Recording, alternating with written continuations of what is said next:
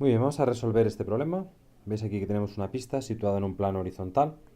Eso significa que no hay gravedad. La gravedad iría hacia dentro del papel, pero no sería así como uno pensaría a partir del dibujo. Bien, y nos dicen que está formada por un tramo circular y un tramo recto. La partícula inicialmente en reposo, ¿vale? Importante, parte desde un extremo y tiene una aceleración tangencial variable que vale 3t, donde s es la distancia recorrida, ¿vale? Nosotros llamamos generalmente arco, pero s también puede significar la distancia medida desde aquí, ¿de acuerdo? Es una simple posición. Bien, nos dice que dicha aceleración se mantiene a lo largo de toda la pista. Calcular cuál debe ser la longitud total de la pista, tramo circular más tramo recto, para que la partícula llegue con una velocidad conocida que es 6 metros por segundo. Bueno, pues vamos allá. Nos hacemos aquí un pequeño dibujo. Tenemos este tramo semicircular y luego este tramo recto. Y como dice el enunciado, la pieza de información más importante es que tenemos una aceleración tangencial constante que vale 3t metros por segundo cuadrado durante todo el problema.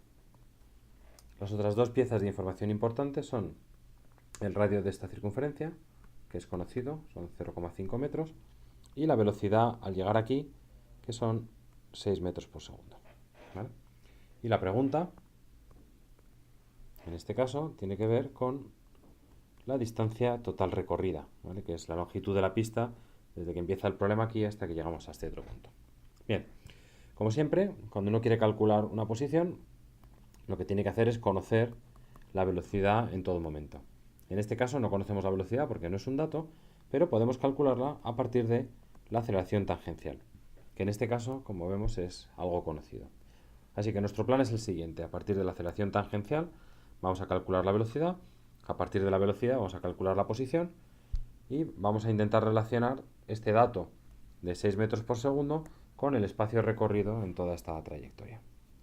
Así que vamos allá. Entonces, siempre que tengamos una aceleración, bueno, pues vamos a seguir estos tres pasos. El primero es tratar de entender qué tipo de aceleración tenemos.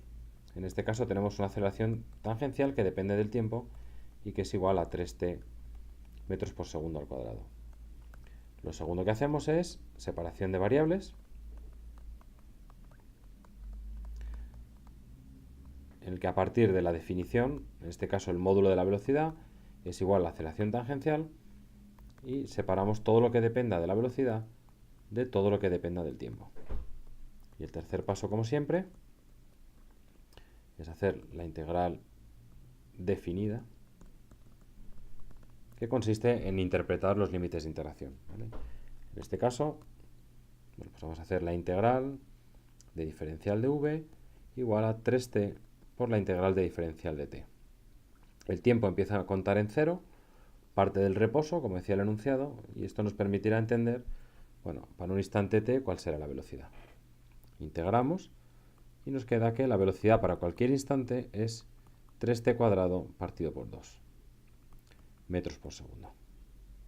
Bien, ya tenemos parte del plan. Ya conocemos la velocidad en cualquier instante. También conocemos la velocidad final, que luego la usaremos. Ahora ya podemos atacar cuánto vale el arco. Así que seguimos por aquí y tendremos derivada del arco por la longitud, el desplazamiento, el espacio recorrido, mejor dicho, con respecto al tiempo es igual a la velocidad. En este caso, esto será igual a 3t cuadrado partido por 2. De nuevo, separación de variables. En un lado dejo todo lo que depende del arco, en el otro lado dejo todo lo que depende del tiempo. Y ahora hacemos la integral, como siempre, definida.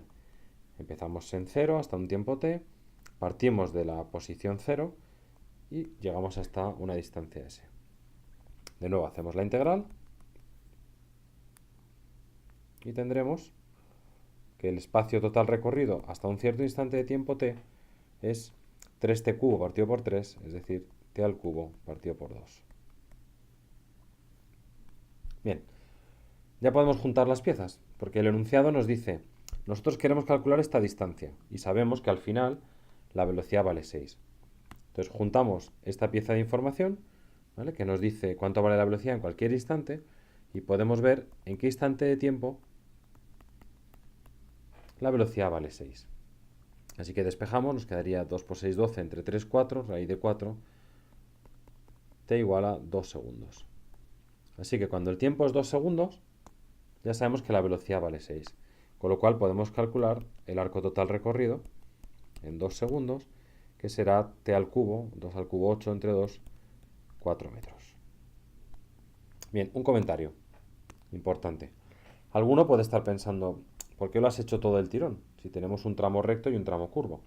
Bueno, porque en realidad, si recordáis, en cinemática una dimensión, siempre trabajamos con la X, la velocidad y la aceleración. Y en cinemática de movimiento circular, trabajamos con el arco.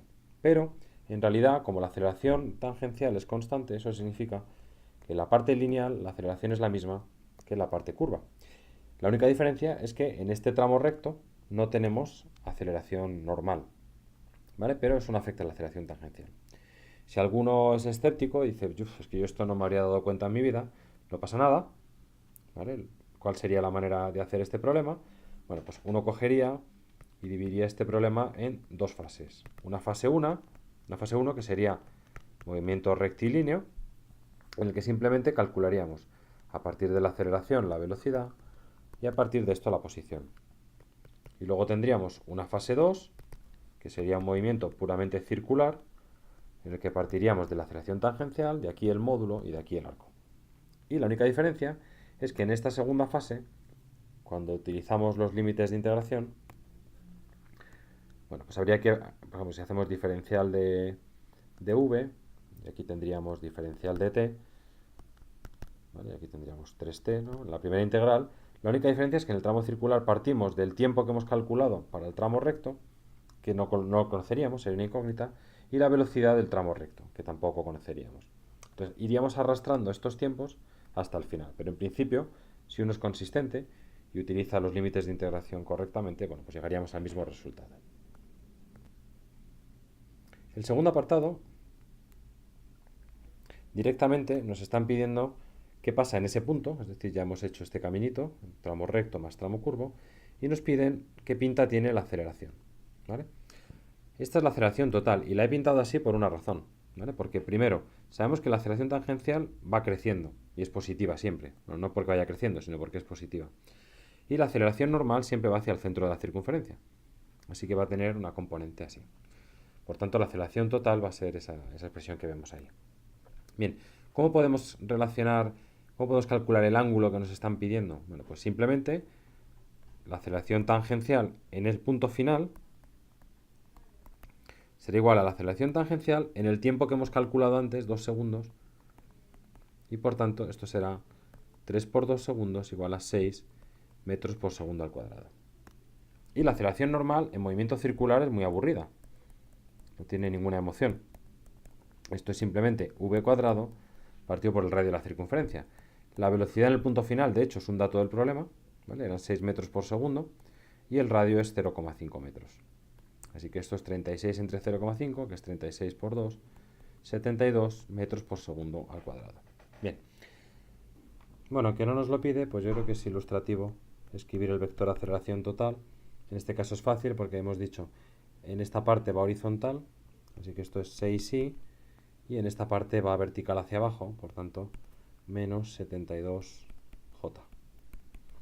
Si queremos calcular el ángulo, bueno, pues simplemente depende de qué ángulo nos estén pidiendo, ¿vale? Si esta es la aceleración y nos piden el ángulo con respecto a la vertical, ¿vale? Pues tendríamos algo así como que tangente de θ es el cateto opuesto, que es la parte tangencial, partido por el cateto contiguo, que es la otra parte. Y si resolvéis esto, nos queda un ángulo de 4,76 grados. Y ya está, problema resuelto.